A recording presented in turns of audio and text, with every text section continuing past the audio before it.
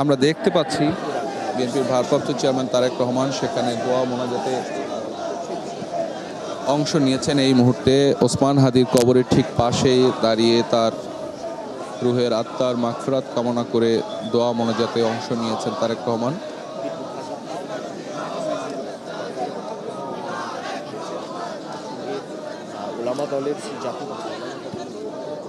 এখানে আমরা যদিও কিছুটা দূরে অবস্থান করছি, সেখানে বিএনপির কেন্দ্রীয় যে নেতৃবৃন্দ বিএনপির ভারপ্রাপ্ত চেয়ারম্যান তারেক রহমানের সঙ্গে বিএনপির মহাসচিব মির্জা ফখরুল আলমগীর সহ স্থায়ী কমিটির সদস্য সালাউদ্দিন আহমেদ, সিনিয়র যুগ্ম মহাসচিব রুহুল কবির রিজভী, হাবিবুর নবী খান সোহেল সহ ওলামা দলের নেতৃবৃন্দ আসলে এই দোয়া মোনাজাতটি পরিচালনা করছে।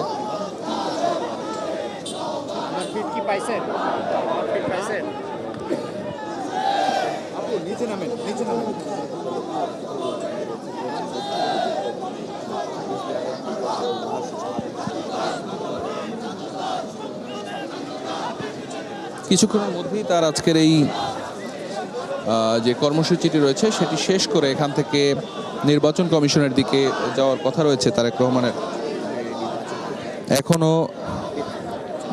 এখনো দোয়া মোনাজাতটি অনুষ্ঠিত হচ্ছে।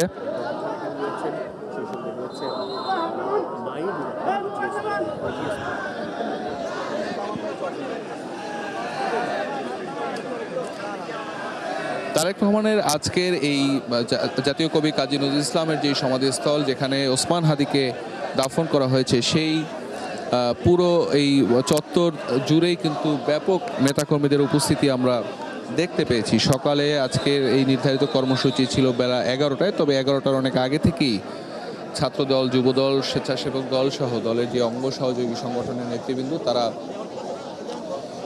এই সমাধিস্থলের আশপাশের এলাকায় এসে জড়ো হন এবং তারেক রহমান আসার পরে তারা স্লোগান বিভিন্ন